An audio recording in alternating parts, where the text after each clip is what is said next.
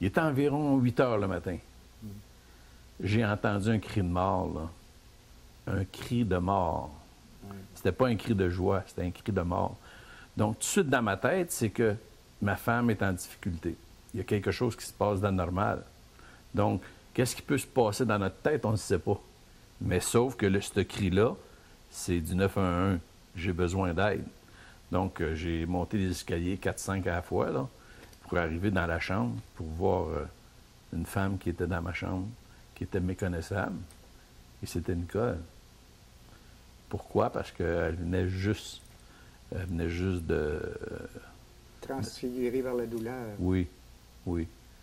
Parce que quand elle a pris l'enfant pour le sortir de son lit, parce que c'était l'heure de son boire, quand elle l'a pris, qu'elle a eu face à elle, c'est que l'enfant était bleu-vert, il était dans cette position, il n'y a rien qui bougeait. Donc, ça n'a pas été drôle pour elle, là. Donc, ce cri-là, c'était vraiment un cri d'alarme. Donc, quand je suis arrivé dans la chambre, j'ai vu ma femme comme ça. Qu'est-ce qui se passe? Pour me dire, Éric, il bouge plus, Éric est bleu. Puis là, ben, c'est sûr qu'il y a des bouts qui sont noirs dans ma tête, là, mais je me souviens de l'avoir pris dans ce petit lit-là. Et quand je l'ai vu, je l'ai échappé dans notre lit. Et puis, là, Nicole, tout ce qu'elle avait dans la tête maintenant, c'était d'aller rejoindre son fils. Donc, pour elle, elle cherchait les couteaux, elle voulait s'enlever la vie, elle voulait aller voir son fils.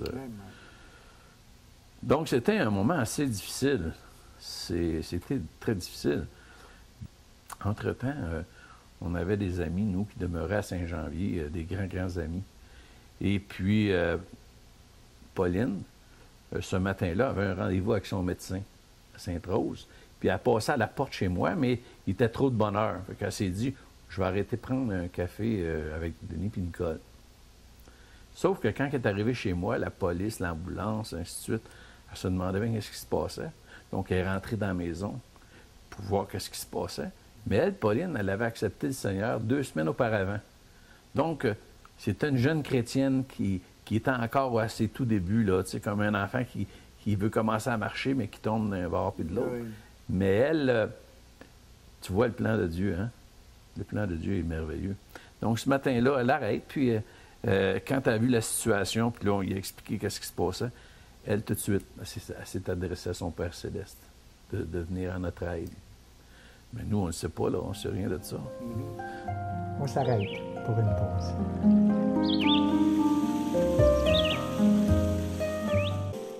Donc, moi, ma question à moi, c'était, comment ça se fait qu'il y a des gens qui ont des enfants, ils ne s'en occupent pas, ou bien ils s'en débarrassent, ou... je me disais, pourquoi moi? Là, j'ai dit, moi, ça me prend une réponse absolument. Et là, je parlais au Dieu là, que j'avais connu dans le catéchisme, là, qui est caché en haut. Là. Le Dieu de la religion. Oui, exact, le Dieu de la religion. Donc, j'étais un peu un petit coq-bendé, comme on dit. Hein? Mais le pire, c'est quand la journée de son...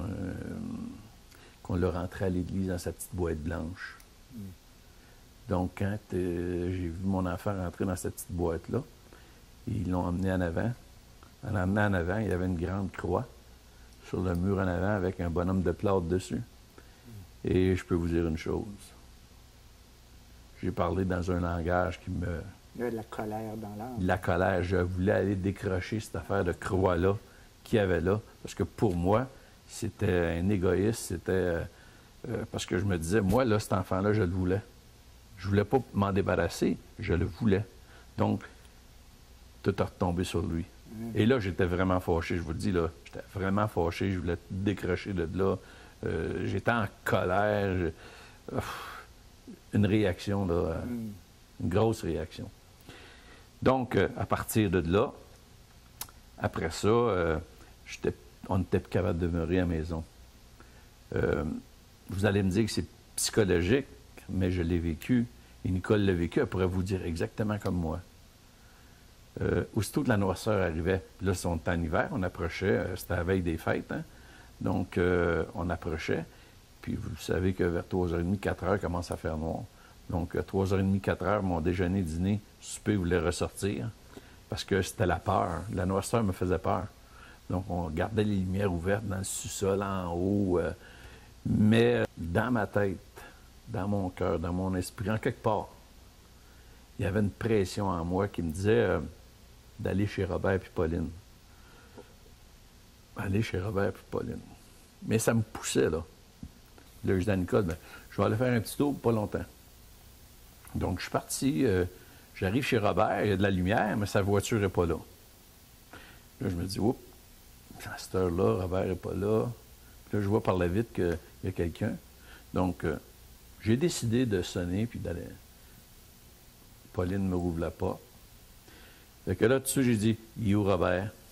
Parce que je ne voyais pas la voiture. J'ai dit, il est où Robert? Elle dit, il est parti faire du ski alpin. Elle m'a dit, il t'avait de revenir. Ah, ben, j'ai dit, je reviendrai un peu plus tard. Non, non, non, elle dit, tu rentres, il faut que je te parle. Je dis, ah, ouais.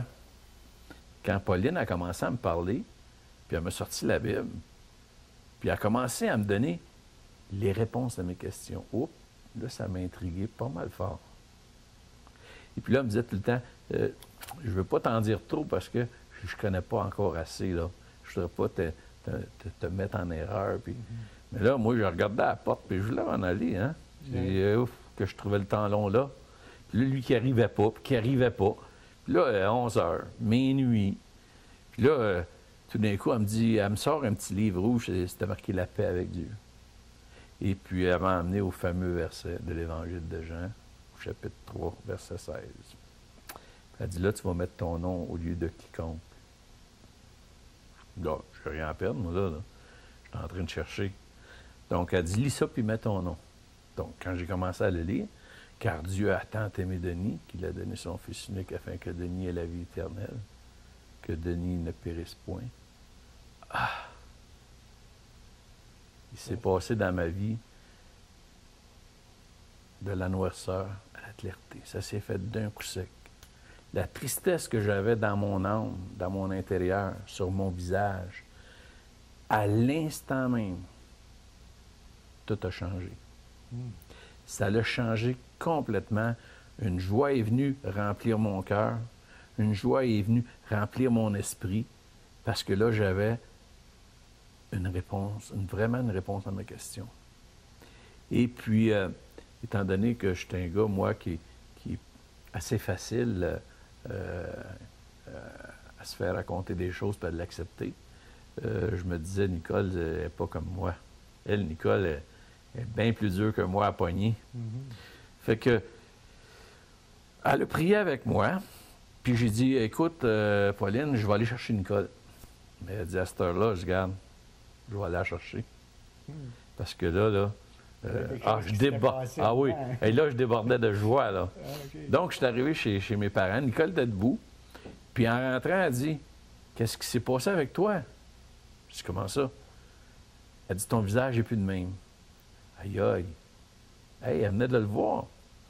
Fait que je dis, gars, Nicole, Pauline, elle m'a expliqué quelque chose, là, puis elle a sorti la Bible, puis elle m'a fait lire des versets, mais il y a un verset qu'elle m'a fait lire dans Jean, quelque chose, là, parce que la référence, je l'avais déjà perdue. J'ai dit, elle m'a expliqué quelque chose, là, c'est incroyable. J'ai dit, d'un coup sec, ma peur est partie, ma joie est revenue. Il s'est passé quelque chose d'extraordinaire que je ne peux pas t'expliquer, mais que tu vois dans mon visage. J'ai dit, là, j'aimerais que tu viennes avec moi, parce qu'elle, elle va te l'expliquer. Puis toi, je sais que tu es plus vite que moi. Donc, je suis sûr et certain qu'elle ne te pognera pas. Je ne sais pas si je me suis fait pogner, mais je te dis, c'est spécial. J'ai dit, j'aimerais ça que tu viennes, qu'elle t'explique la même chose, pour voir si toi, ça va faire pareil. Et par la grâce de Dieu, que je ne savais pas encore, que c'était des grâces, hein, elle a décidé de venir avec moi. Et on est parti, il était minuit, puis s'en allait là. Moi, je travaillais, je me levais à 5 heures pour aller travailler, là. Donc, elle est venue avec moi, et puis là, elle me dit, garde, avertis-la en rentrant que sa Bible qu'elle sert ça. Je ne veux pas voir ça. Ben, je garde, laisse-la aller, fais juste écouter, puis check pour voir ce qui va se passer. Elle avait encore beaucoup de rancune sur le cœur. Ah oui. Et là, elle, ça l'intriguait, là, moi, là.